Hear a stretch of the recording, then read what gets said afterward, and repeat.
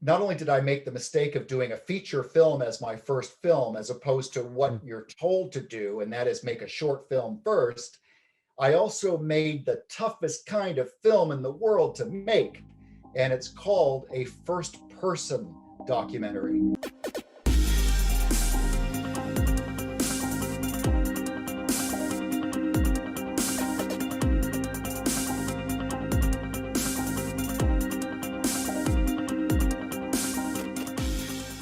Hello, my name is Hobart, and I very much enjoyed this conversation with Jonathan Holiff, the director of the film My Father and the Man in Black.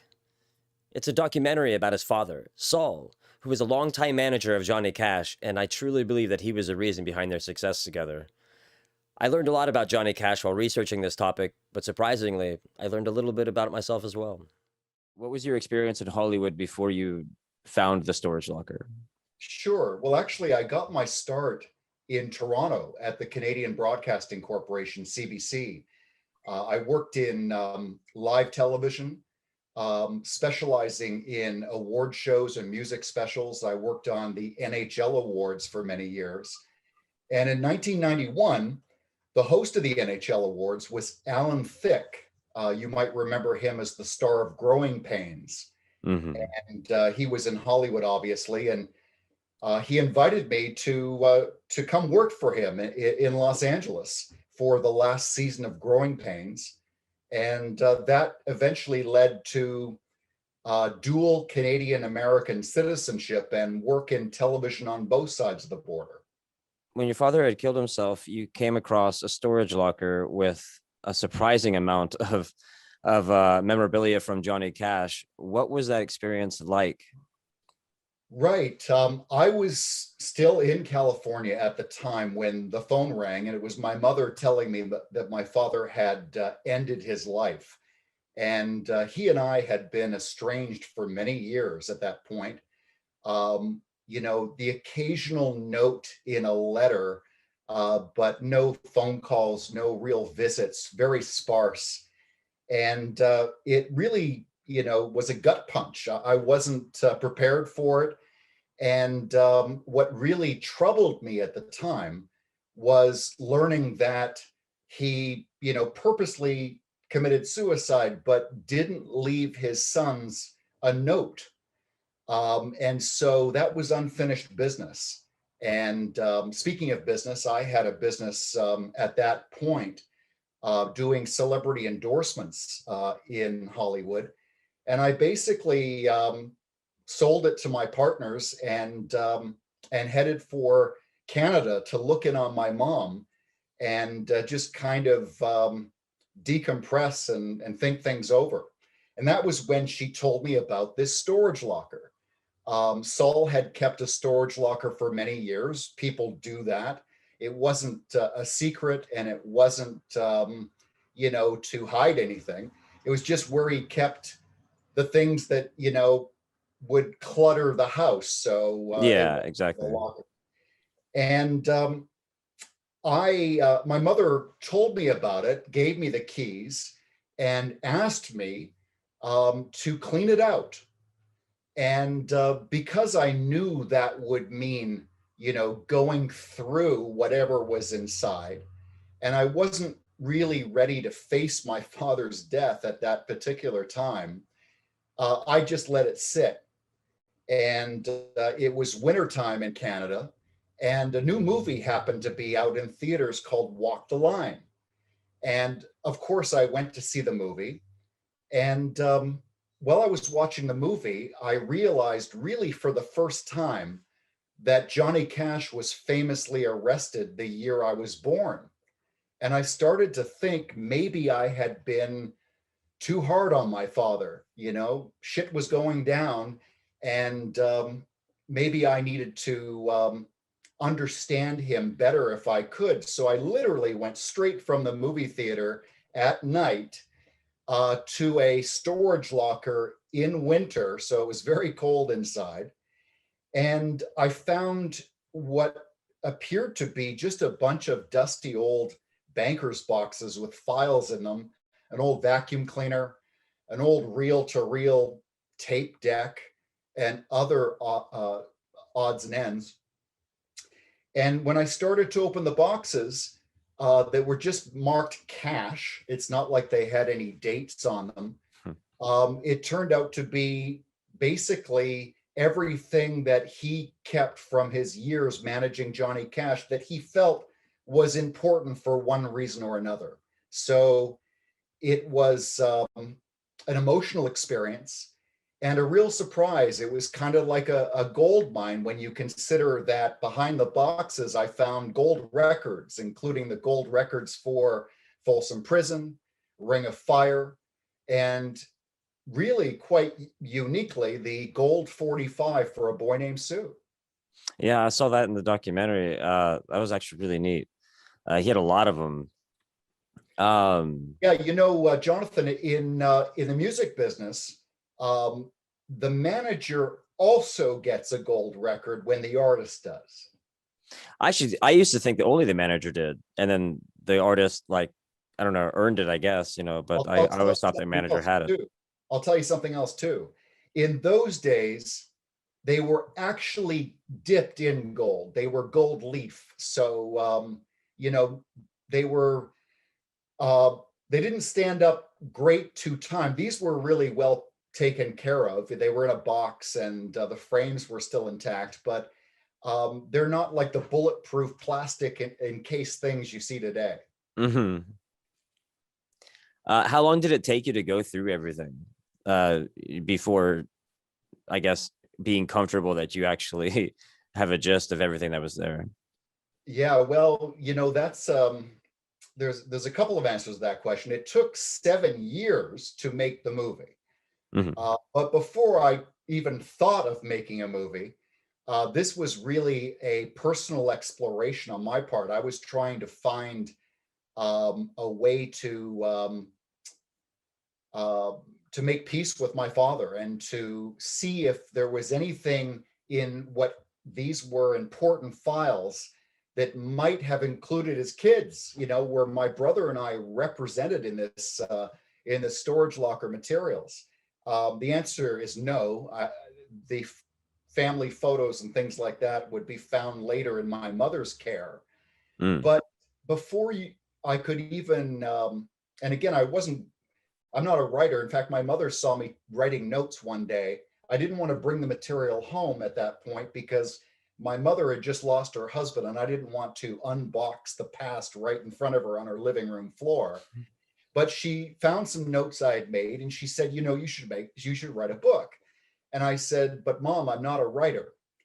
And so what I was really doing was I didn't realize it at the time, but I was writing in the sense that the first thing you have to do, particularly when it comes to documentaries, is you have to organize the story.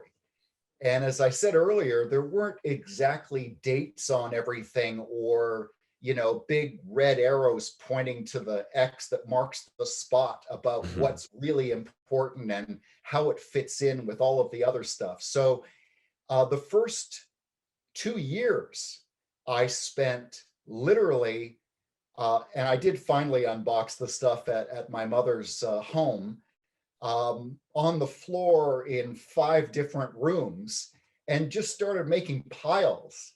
And then I put everything into a database and reference scanned all of the material. And that's all part of the process in trying to organize the story elements to, see what structure emerges. Um, but as I said, it took 7 years from beginning to end to deliver the film. I understand. I remember in the documentary, you had seemed to have found a contact list of your dad, and you were going through it. How many people did you try calling on that? Did that take a long time itself?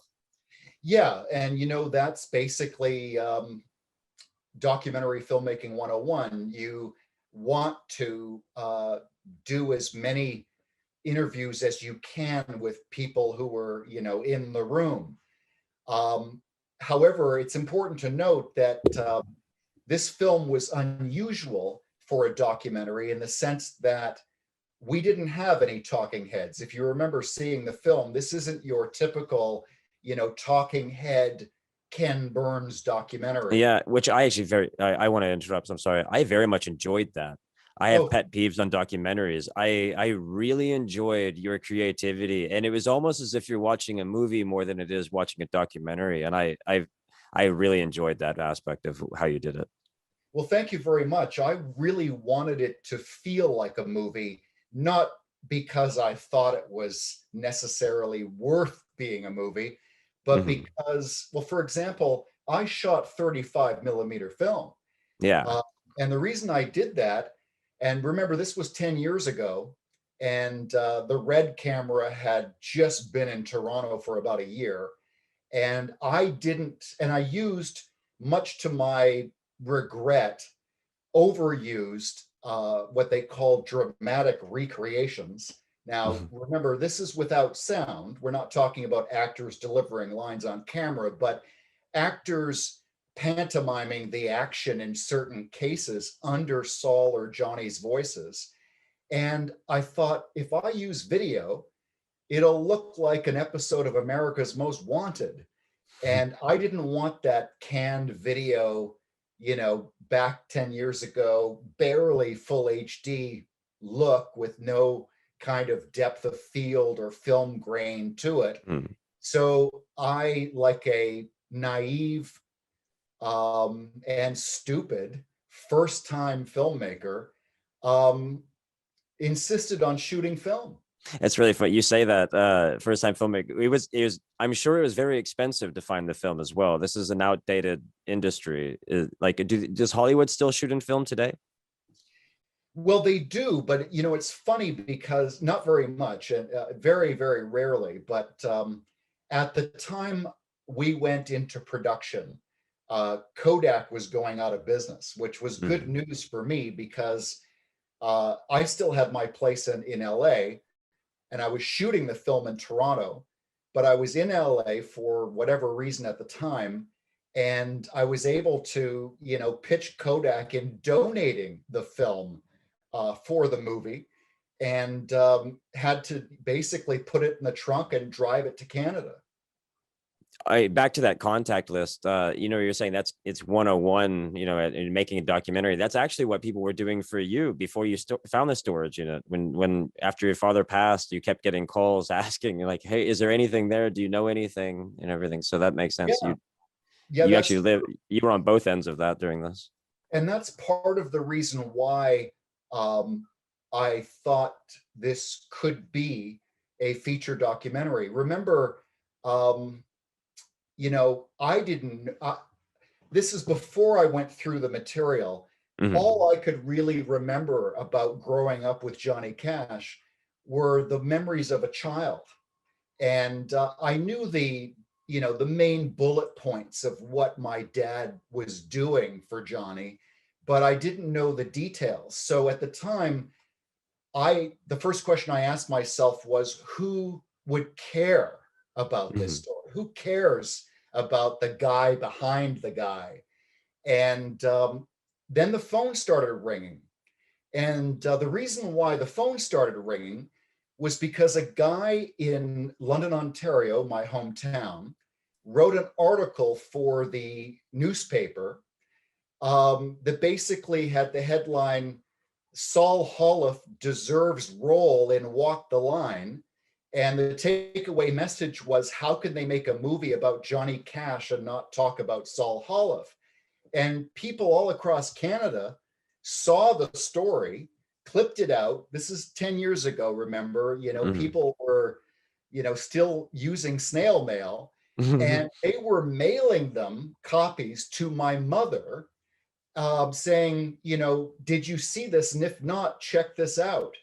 And so I was, surprised, and it fueled me even more, of course, to understand why um, this article would have been written.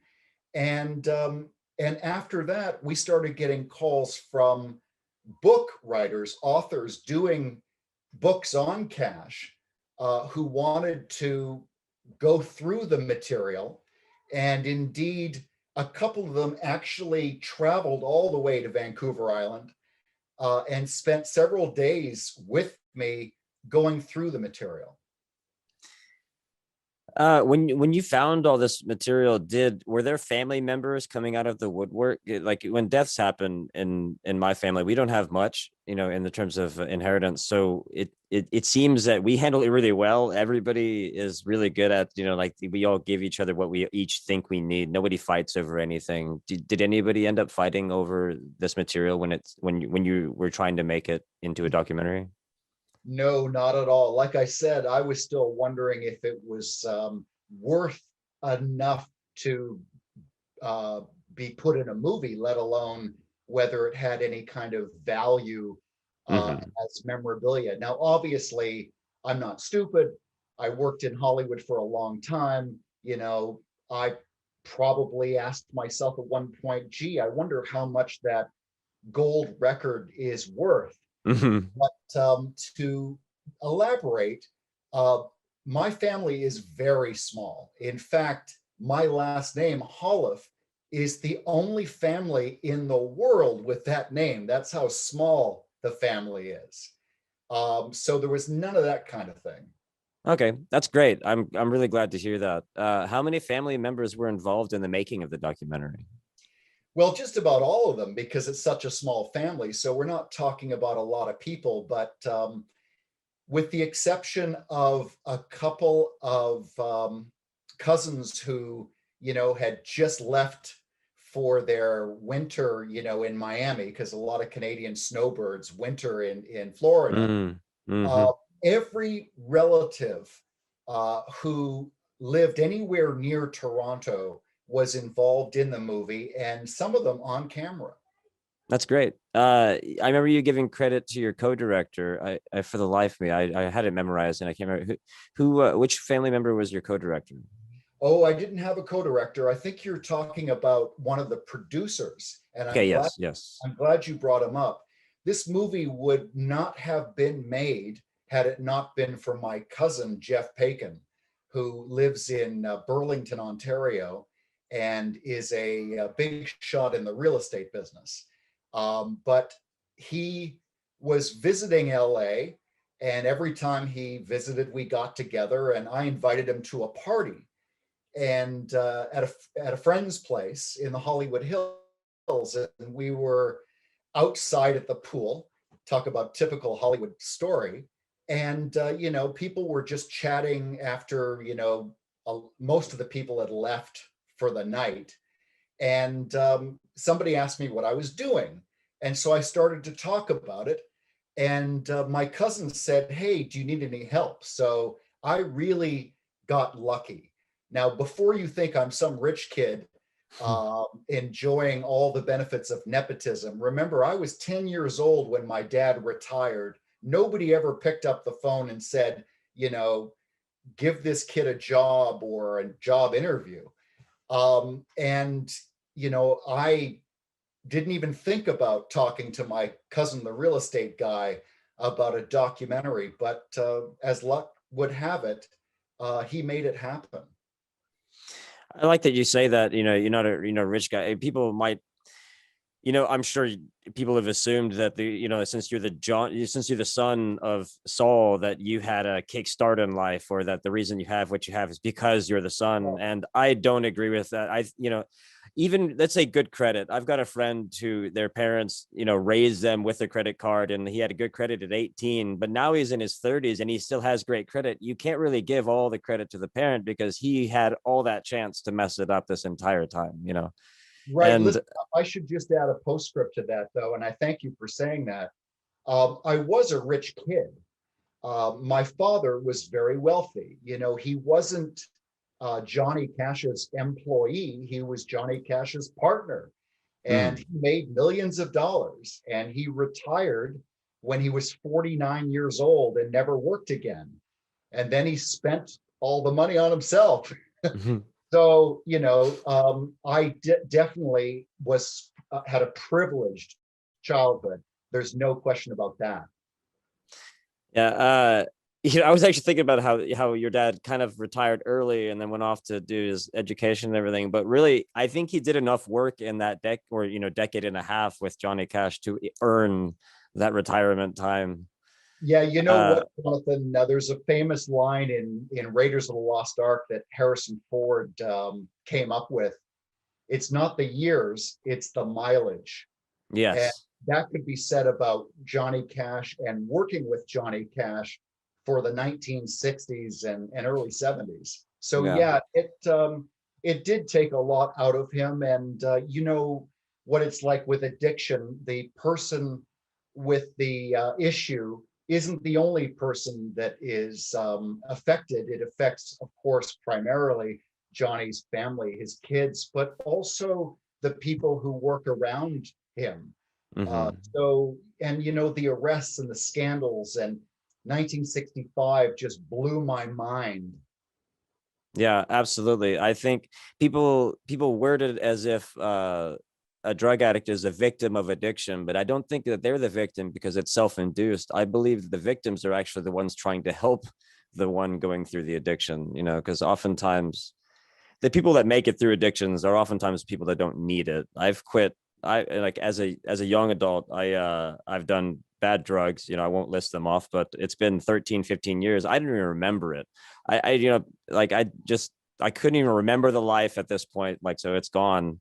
But by now I've quit cigarettes and even sugar at some point. And those were those two were the hardest. But That that makes you more accomplished than me. So I'm happy for you. yeah, I appreciated that in addiction wise, at least, I'll say. But I've never needed the help. Like, I've never gone to NA. I've never gone to rehab. So I think the people that actually quit are the people that are able to do it by themselves, which doesn't create so many victims. Sorry, I love My Father and the Man in Black. I love it because it tells the story in a different sense. In that way, it really is describing the actual victims of the story behind the Man in Black. And I'm so impressed with your father in the sense that I said it last interview in a realization. I didn't even know much of the story, but I remember realizing that your father was really the reason for Johnny Black's success in general. Sorry, Johnny Cash. And I think at first I was calling him a businessman, but I think he was really, you could tell by his slogan, he was a salesman. And I know a couple like really good salesmen. It's a type of personality. And I think he had it. Well, thank you for that. And you know, you're right. It's important to point out, I think, that you know, talent managers in the 1960s were very different from talent managers today. They not only produced often the concerts themselves, but they always traveled with their artist. And in addition to putting Johnny Cash with June Carter, Saul is credited with convincing Cash to switch producers, which then allowed Columbia to bless the live recording at Folsom Prison. He talked Johnny into San Quentin after Johnny followed up the Monster Folsom record with all original songs about Jesus. And finally, probably his dogged, single minded pursuit of getting Johnny his own television show. Of all the content in the locker, how much of it made it into the documentary? Well, certainly not all of it. Yeah. Just to give you a simple answer, the DVD, and just for you guys out there in the audience, it used to be a round disc that people put in a machine to watch movies, has 20 minutes of deleted scenes. And that's just the stuff that I thought I could get in but couldn't, rather than the stuff I just left out because I didn't think it would make it in. So there's a huge amount of material. I love buying the actual DVD. I actually bought this on YouTube so that I could listen to it at work. So I bought the documentary on YouTube because I have YouTube Red, so I can actually close the screen and have my headphones in. And that's where I do most of my research. Is I paint industrially, so I don't have to think while I work. So I get to learn chemistry and physics and everything while I'm at work. I'm really enjoying that. But Fantastic. I really like getting hard copy DVDs for the exact reason I like watching commentary almost more than I like the movie. I watch the movie and then watch commentary and deleted scenes. Like I love that part about it. And it really saddens me in the whole Netflix era, where you really miss out on a lot in that. I'm totally with you there. Where is the archive located now? Well, in 2016, my family and I donated all of the material to the University of Victoria, which you mentioned earlier that my father retired at 50 to go back to school because he had dropped out of school in grade 9 in the middle of the Great Depression to, get jobs to help feed his family. And then he enlisted in the Air Force. So he never did get an education, and that's what he was after. And he graduated with an honors BA in history from UVic in 1983. And the university always held a special place in his heart. And so we donated everything to UVic. And in 2018, they launched the Saul Holiff Archives. That's really cool. I love that your dad went back to education. And in fact, it's so odd, my journey like in the educational aspect, because I dropped out of high school when I was in 9th grade. I've always been learning though. I've always had like the knack to, go to Google and learn. And now I belong to a website called brilliant.org, which is pretty much an online school. And I'm quote unquote self-educating at the moment, and I'm loving every minute of it. My mind is bright, it's fast. I'm better in conversation. I'm better at reading and spelling. Like so many things are improving, and I'm sticking mostly with math, which is, I think, the reason why I'm feeling so much, improvement. Well, you and Saul have that in common. In the process of making the documentary, could you briefly describe, like, from script to final edit, like the major processes? Sure. The caveat being that I was just learning these things then. I may sound like an expert now, but it was all new to me. But there is one truism when it comes to the difference between a narrative, like a Hollywood drama or whatever, and a documentary. They both, generally follow the usual 3-act structure. But unlike a narrative where, most of the effort is in principal photography, the writing of a documentary and the shaping of the story really happens in the edit. So I talked earlier about the 2 years it took me to organize the material, to reference scan everything into a database, outline treatments. I hasten to add, by the way, Jonathan, that my first treatment, or, what we used to call a one sheet, which is basically just the log line, the synopsis, and then a long synopsis, I sent to a couple of friends of mine for feedback, including a dear friend in LA and a very successful screenwriter named Donald Martin. And he wrote me back and he said, this is all good, but you need to write this movie from your point of view, and you need to put the suicide at the top. I had it at the end. I was thinking very linear. He was born here, he managed Johnny Cash here, he died there. At that particular juncture, I was just still learning, even though I had spent, 15 years as a producer type in television. This was my first time writing and directing. And worst of all, not only did I make the mistake of doing a feature film as my first film, as opposed to what you're told to do, and that is make a short film first, I also made the toughest kind of film in the world to make. And it's called a first person documentary. In other words, I'm telling the story. And I didn't want to be on camera, and I didn't think anybody would care to listen to my problems and spend, 15 bucks and on popcorn and movie tickets to do it. But he convinced me that that was where the heart of the story lay. And so basically it went from outline to screenplay to, tons of edits. But again, getting back to the whole idea that the story and the film is shaped in the edit suite, the edit took 2 years. Principal photography was like 12 days. The edit took 2 years. And so that was the process. Yeah, and so like you're saying, this is a little different because you don't really know exactly how everything's going to structure out. So did you get did you kind of get the main idea before you started filming the cutscenes, or did you have to film the cutscenes as you were figuring out the whole thing? Oh no, I had a completely locked screenplay. Oh, Uh, good. Oh, cool. Okay. you need that before expose film, as they used to say, or what do they say now? Roll tape or Yeah. roll your computer chip. Yeah, you gotta But start recording. Yeah. on the one hand, I did it the hard way, like I mentioned before, shooting film, dramatic recreations, sound stages, location, you know, night for day, day for night, wet downs, the whole thing.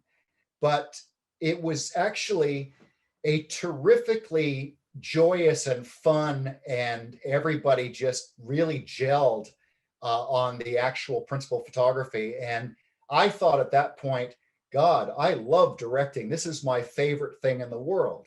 And by the way, I should add that I had the great advantage of not recording sound. So, when you're shooting on location and when you're shooting on a sound stage and you don't have to record sound, it makes things, orders of magnitude easier. Absolutely. Yeah, so there was this screenplay, but in the edit, I realized it didn't work in terms of the chronology of the story. So that was a huge problem. And also, I ended up with a rough cut that was close to 3 hours long, and I was aiming for 90 minutes. So when I asked this, how involved were you? Obviously, you were there the whole time during the process, but like how many jobs uh did you take during the making of it? Were you editor, filmer, Well, everything? this is the other mistake I made, and that I'm not making on my new film, and that is I did do everything. Now, I don't mean to say everything at the at to discount the incredible work of a team that numbered over 100 employees at one point. But I was producer, director, writer, production accountant, publicist. Um, I mean, I did way, way too much. Yeah. I'm sure you did a lot of the business aspect too, Yeah, promoting. raising Yeah. the money and having to figure out, the tax credits and all of the Oh yeah. machinations of film and television production. Hmm. What part of the process was most difficult to get through, in your opinion? Well, that would have been the edit. I remember what I was going to say earlier. I mentioned that I absolutely love shooting the film, and I decided, gee, I want to be a director for the rest of my life, to actually falling more in love with editing. I mean, it was so hard. It was the hardest part. It was grueling. I was drinking like a fish, and I was gaining weight, and I didn't look good, and I didn't sound good. I was already pretty much that way by the time we, were shooting in those scenes in the movie. I've got a gut on me that I never had before, and never since. But the editing was just so creative. I really hadn't realized not only what uh, an art form it is and how creative and rewarding it is, but also, again, that serendipity. I can't tell you how many times I was able, with my editor, to cover a mistake or to make something work just with the materials we had, because we didn't have the money to go back for reshoots or to, Mhm. for costly mistakes. We had to live with it and figure it out. So How much in depth did you have to understand every job, even if you hired somebody else to do it? Are there some jobs where you completely have no idea what was going on and you absolutely had to trust, or did you understand almost everything going on? I'm smiling, and because that's such a great question. Um, a lot of Hollywood types don't tell you the truth. They want you to think it's some big mystery, and you have to be a rocket scientist. So I'll tell you the straight dope. On the one hand, it is true that in getting my first film made, I had to learn a ton of shit. I did a lot of reading, watched a lot of videos, met a lot of people, attended a lot of workshops, and whatever, and you know, attended the markets. By markets, I mean there are certain film festivals in North America that also have markets as part of the event, where you go and you pitch buyers and so on and so forth. So I studied up on everything. But the funny thing is, when I yelled action on the set that first day, I didn't have a clue what everybody was really supposed to do. And the funny thing is that um, they know it too. There's, you know, every business you're in, that people are in, there's a certain culture that grows up around that business. And uh, what the culture around making movies in, say, a soundstage, is that the director is treated like the president of the United States. Like suddenly people are opening doors for you. They're yelling quiet on the set. They're saying, make way whenever you want to walk to another set, or, the bathroom or whatever. So they're there to basically make what your vision happen. Now, I got really lucky, and I say lucky because I'm not that smart. And, my personality probably rubs most people the wrong way. But I did one thing that seemed to just, and I didn't do it really on purpose, but I did one thing that just turned the key. And that is, the first day we were on the soundstage, we'd already done, I don't know, 4 or 5 days of location shooting, the car to car stuff, the exteriors, that kind of stuff. But the first day on the soundstage with the entire crew, there's a wardrobe department, carpentry, the whole works. Before we even did our first setup, I asked that we gather the troops in the studio, and I basically reintroduced myself. And I said, this might be a little unusual for a couple of reasons. First of all, it's a first person story. And so this is about me and my dad. And the other thing is, I've never done this before. But the one thing I did that really turned them on, and I didn't do it to turn them on, but I mentioned we did not record sound. And so the way that I paced the shooting of those scenes, because as you know, Jonathan, they're under, a phone call between Johnny and Saul, or Saul talking into his audio diary late at night, drinking scotch, whatever it was. I played back the audio on the stage, just so that, for pacing reasons. So I thought I should play them some of the audio before we even start shooting, so they get an idea about the story. Yep. So, they're listening to Johnny Cash in 1972 on the phone with my dad, and they're going, hey, this is not just another Lifetime movie of the week. You know what I mean? And so they had a vested interest all of a sudden. I didn't do it for that reason. I wasn't trying to win friends and influence people. I was trying to tell them, this is what we're trying to do. But the audio really captured their hearts and their motivations. At any point of the process of making this documentary, did you feel that there was a moment where it wasn't going to happen? Like even like halfway through the production, where you're just like, wow, it's just not working out. I don't know how it's going to finish. Well, the short answer is every other day. But less so, when we got to principal photography. You never believe that it's going to happen, or at least I didn't believe most of the time that it would happen until we were, on the set. I kept thinking someone would come in with a hook and drag me off the stage. But mostly, in the years leading up to principal photography, raising the money and writing the script and learning the process and, figuring things out every other day, I thought, I need a job with an income, I need to get a freaking job. When I was watching your documentary, the photos in that was really impressive. Thank you. How you rendered them to 3D. Yeah, some people call them treatments. They're visual effects as opposed to special effects, which are done in camera or VFX.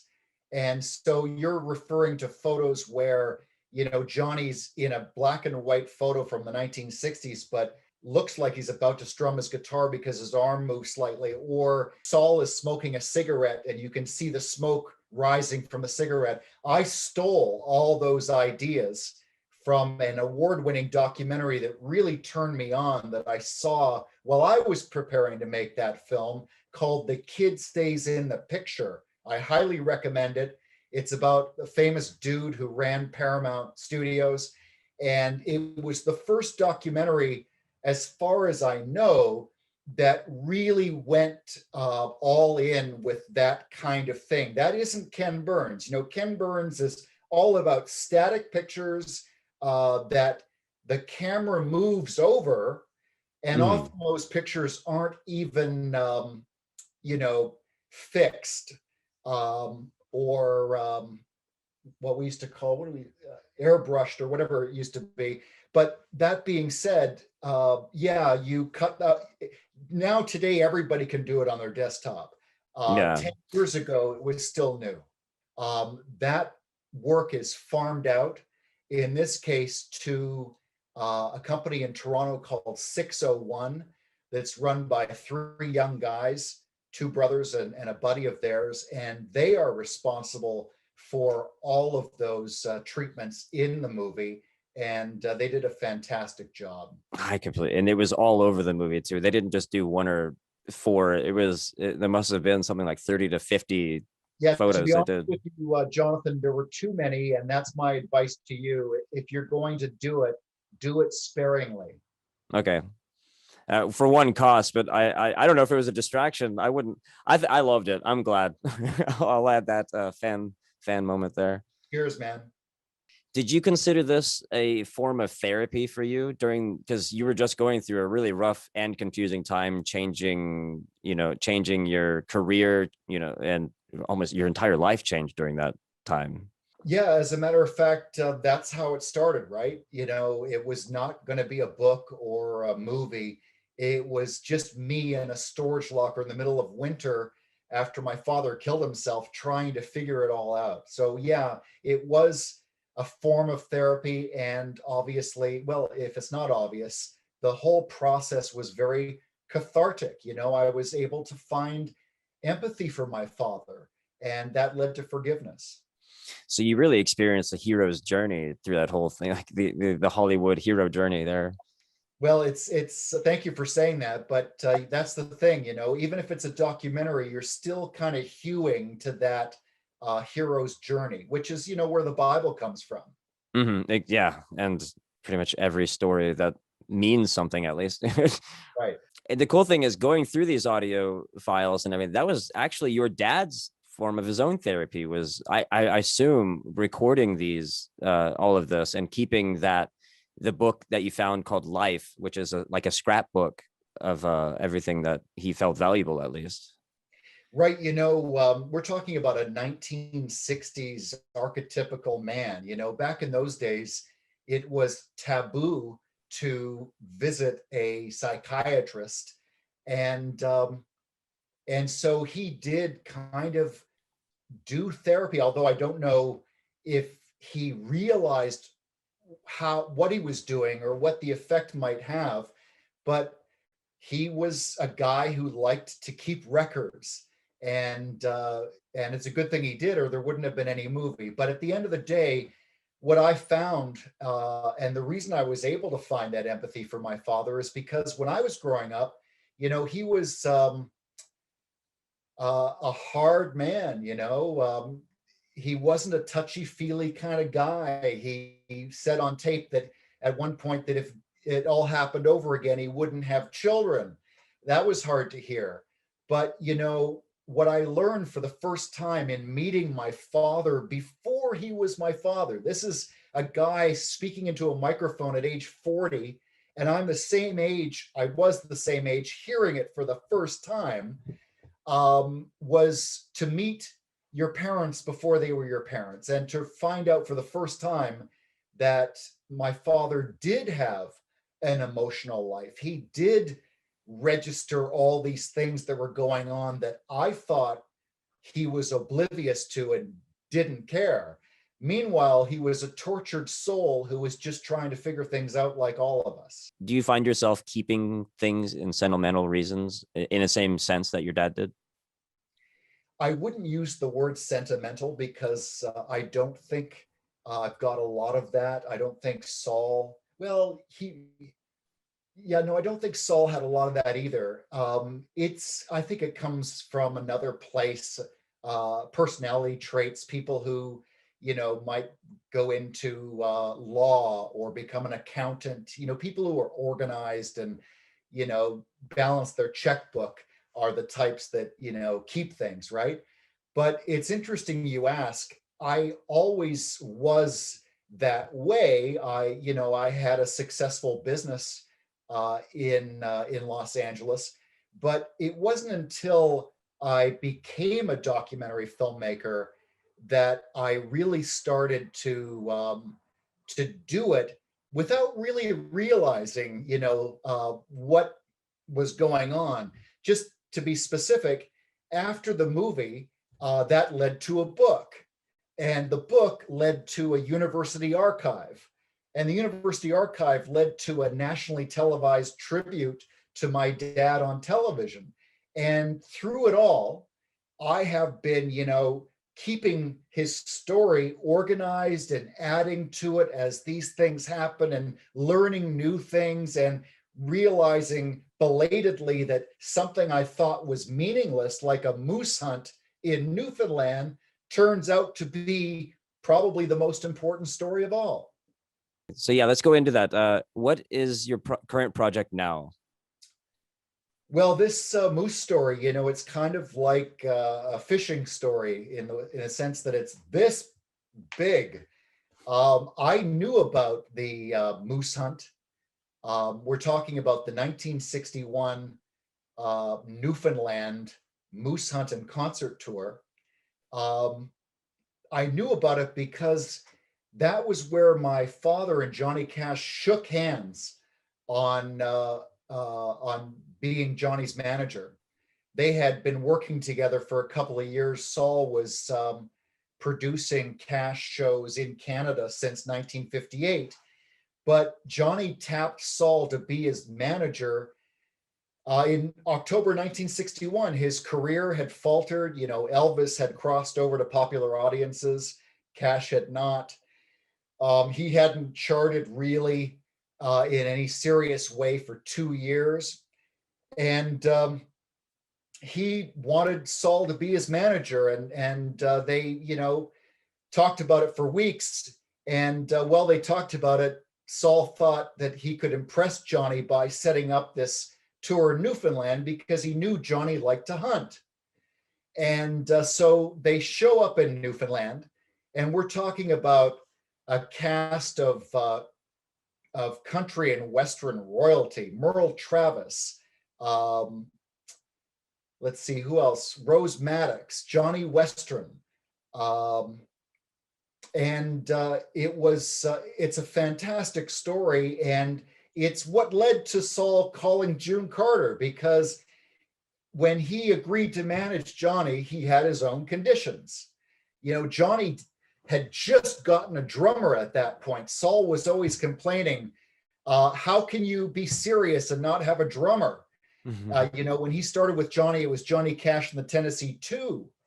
And so when Johnny asked him to manage him, Saul basically said, look, I want to put you on big stages, like Carnegie Hall and the Hollywood Bowl. At the time, he was playing clubs and, high school gymnasiums and shit like that. And Saul said, we need a bigger show. We need more than just you and your band. And so he hired Rose Maddox. And I'll let you guys look up who Rose Maddox was, but she was a great. But she quit in the middle of the tour in Newfoundland, saying that the boys were just too wild for her. And that's what led 2 weeks later to Johnny and June and Ring of Fire and all the way to Folsom Prison and beyond.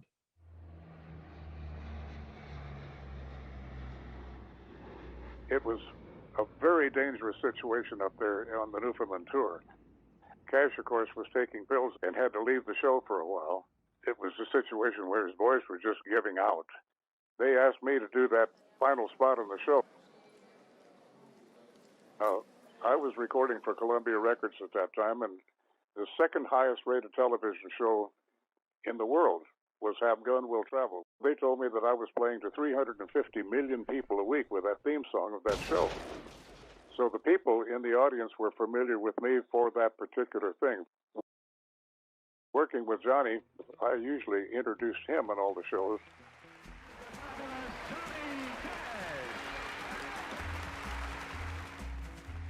So we had an extremely close relationship, and he always felt that I could jump in if necessary. That made it very easy for me to do the fill-in for Johnny when he was not able to perform on those dates. In fact, some of the pictures that I have seen of that particular tour of the Moose Hunt, shot from behind with the back of the stage and then looking at the audience, it is me at the microphone.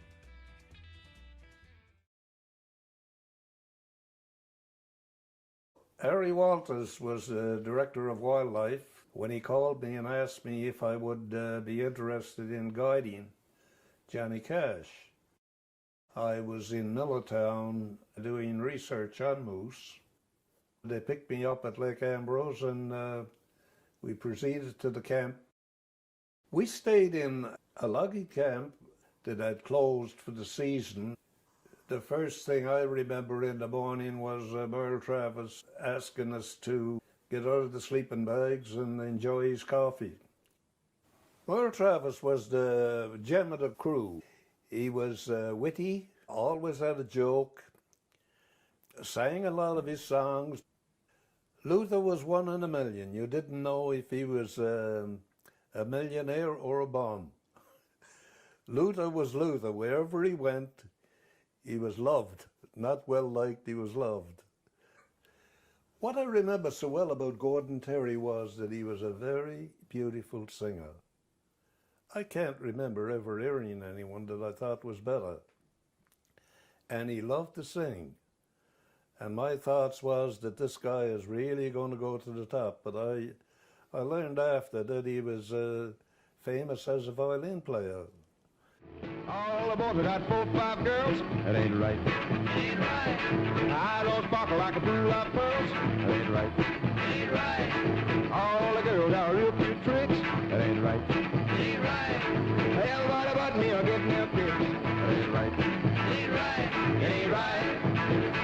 That ain't right. That ain't right.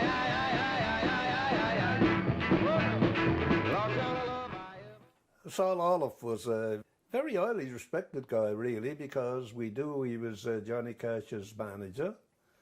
He was a great guy to be with, always had time to talk to you, and played his part in washing dishes too. But Johnny Cash and I was the same age, 29 I believe. We almost became immediately friends because everything we talked about, we both had a common ground into it. It was a dream of a lifetime too, you know, when I think of it. I remember so much about it simply because I enjoyed every moment of it.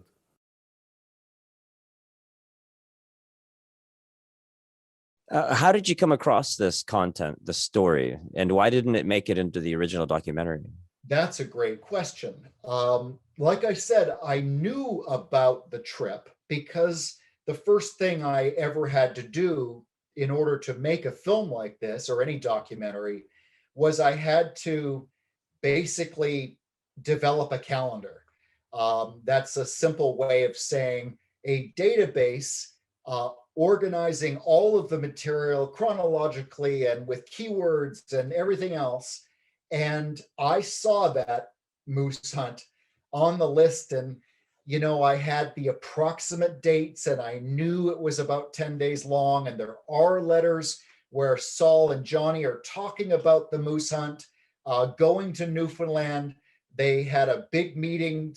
Johnny wanted Saul to renegotiate his deal at Columbia Records in New York City, which they did literally the day before they left for Newfoundland. And so I knew about it, but the reason it didn't make it in the film is because it's a film, and if you don't have pictures, it's not really going to rise to the top of the material you're working with. And I didn't really understand the importance of the story at that time. In fact, I didn't even know all those people were on that tour, including and especially Johnny's longtime friend and my dad's friend, Johnny Western, who is one of our primary contributors in the new film. And he's got the dope, he brings the receipts, and it's just fascinating. Oh, and sorry, I didn't answer your question. Why now? Well, last summer, someone in Newfoundland, a fan, discovered 30 new photographs of the hunt. And they're not just new and they're not just beautiful, but it turns out, we found out a little later, they were taken by a famous Life magazine photographer known for his spreads on Clark Gable and John F. Kennedy. Do you have a lot of people trying to reach out to you, giving you more information? Does this situation happen often these days? No. And, it came as a complete surprise. I've often thought about making another film. Part of that, there's all sorts of variables, obviously, but part of that is the main part of that is the idea for a film. And, I have started work on a bunch of ideas that just didn't cut it. And if you had asked me if I'd make another film about Johnny Cash, I would have said, heavens no. So it was a huge surprise. This fan had heard about me or read about me online. And he basically just called me up and said, here, do something with these. And it was basically like, winning the lottery in in a storyteller sense, because without those photos, and in the final 90 minutes, those photos, there are 30 by the famous Richard Dick Frisky, and there are 17 candid ones, also new, from Johnny's hunting guide, Heman Whalen. But then you have all of my dad's archive at the university. So in the final 90 minutes, there's going to be hundreds of photos. But these photos are key, obviously. And if they weren't so good, I don't think I would have even thought of making another film. This was really the start of Johnny Western's story with them, wasn't it? This particular story. For the first couple of years, it was just Johnny, Marshall Grant, and Luther Perkins. And then some promoter like my dad must have told them, look, we need a few more characters on this in the cast. And so Johnny added Johnny Western and Gordon Terry. And so there were, and then Fluke came aboard in 62. So there were like six of them by the time Johnny tapped Saul to manage him. And that's when Saul hired Rose Maddox. And because of that weird moose hunt, turned around and replaced her with June Carter. When can we expect the release of this new documentary? Well, it's just getting started at this point, so I can't say for sure, but I have reason to believe that we're talking fall 2022. Okay. Uh, I guess since you're still in the project for this might be a hard question to ask, but after this, what's next for you in your career? Are you planning on going back to Hollywood, or do you think you're gonna try to do more filmmaking on your own? You know, I don't know. And I was about to say something, and will say something that's terribly uncharacteristic of me, but you know, I didn't see this coming. So, something might just come along as a consequence of this. No. Maybe now, with a second film, somebody will actually say, you would be good to direct this for somebody else. You never know. But I have no plans except hoping someday to retire. And no, I'm not ever going back to Hollywood. And I wouldn't travel there, at least during the Trump administration either. Right now, what's your favorite movie out right now? And it could be old, it could be at any moment. Like, I typically base my favorite movies on how many times I've watched it and enjoyed it. But Oh what would be man, yours? if you're gonna go with that definition, my answer's pretty boring, and it would be on everybody's top 10 list. Shawshank Redemption. That's a good one. That's a really good one. Um, what movie were you most impressed with while watching, either visual or factual, or just it took you out of your reality? What movie? What I guess that would be probably the same movie in this. But what were you most impressed with? Well, I think you're right about that. If you mean that, and remember, that depends on when you saw the movie, Hmm. because my answer doesn't necessarily mean that it's more impressive than something I saw last week by Christopher Nolan. But to answer your question, the first thing I thought of again was that documentary, "The Kid Stays in the Picture." You should check it out. Okay, cool. Definitely. I'll put a link. I'll put that actual reference that in the description of this video as well. Cheers. On that note, I'm gonna actually put links to other interviews that you've had on this and other subjects that we like, other interviews that painted a light that I did not go into. I think that'd be valuable as well. If you don't mind, I'd like to recommend one, and the reason I do this only because I just stumbled across it yesterday because YouTube, just automatically plays next video, and Hmm. I hadn't seen this in 10 years, but I did an interview with BBC Radio, and it's on my YouTube page. So if you're going to do some links, that would be a good one to include. Okay, cool. Okay, that's funny. It's obviously I asked that. I'm coming on to the end of it. We can go back to Walk the Line or the first movie, whatever you want. You know what? Walk the Line. Yeah, let's talk about that for a moment. I didn't like Walk the Line. Shouldn't say that. I enjoyed it, but like I only watched it once, and I never had a desire to keep watching it. I agree with Trevor. As when I saw Walk Hard, I saw that movie much more. Oh And so yeah. now, when I think of Walk the Line, it's really difficult for me to separate Walk Hard and Walk the Line. Now that I've researched more on Johnny Cash, it's a lot easier. But before this week, when I look back, I actually never really wanted to talk about it because I'd be embarrassed at referencing the wrong movie. But Well, yeah, I'm not going to diss Walk the Line. I enjoyed it very much, but like you, I've seen Walk Hard many more times than Walk the Line. Having said that, it was very well made. It captured some of the Johnny and June magic. I am a huge fan of Joaquin Phoenix. Um, Reese did a good job, but it wasn't really a stretch because she grew up in Tennessee idolizing June Carter. So, but she was very well cast. Let me put it that way. The director did a marvelous job.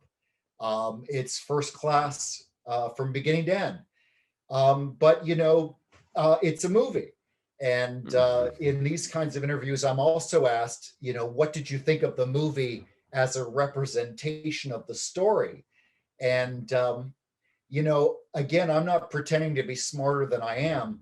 I really just and I worked in Hollywood for 10 years before I ever started thinking about these kinds of things.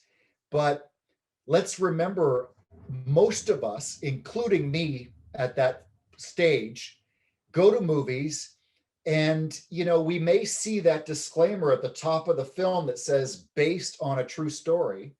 It really should read based loosely on a true story. I mean, Yeah, let's I think remember, they're taking a whole entire life and compressing it in less than 2 hours. So, something's got to give.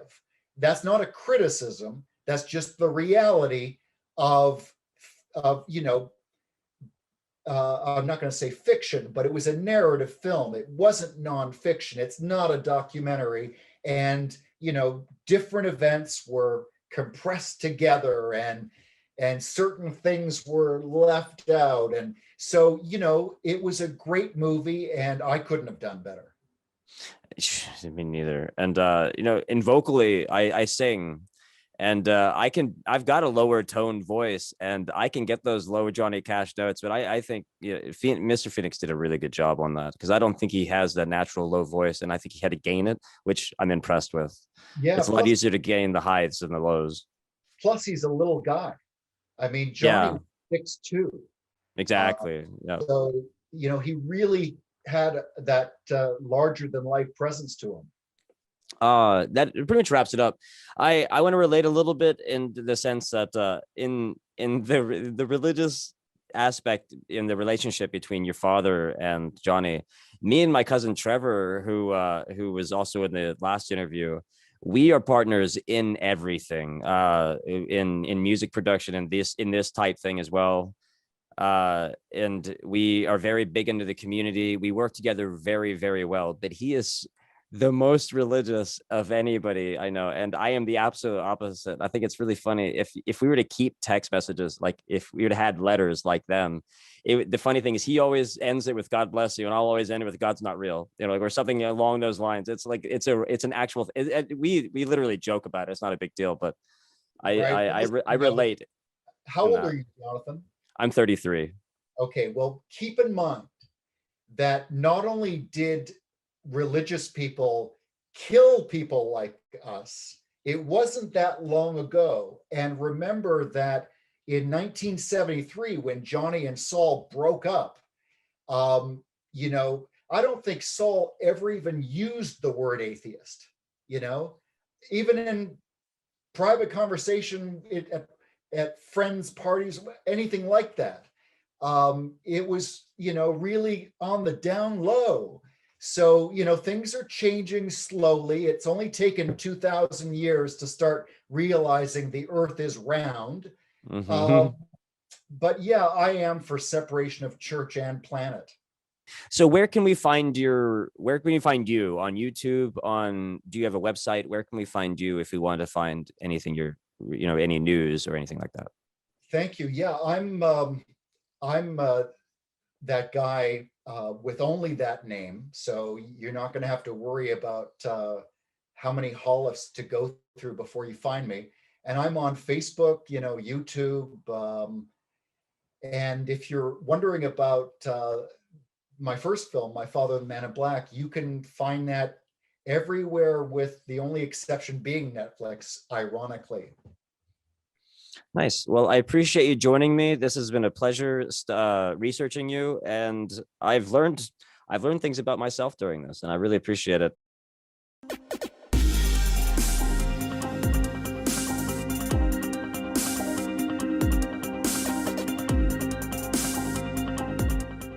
I had a great time with this interview. Be sure to watch the documentary My Father and the Man in Black. I recommend buying the DVD to get the bonus footage. I'm going to put links to interviews with Jonathan on other channels, a link to the recommended documentary The Kid Stays In, and a link to keep updated on the upcoming documentary When Johnny Got His Moose. This channel is new, so every like and every subscription makes a massive difference. So please consider liking and consider subscribing.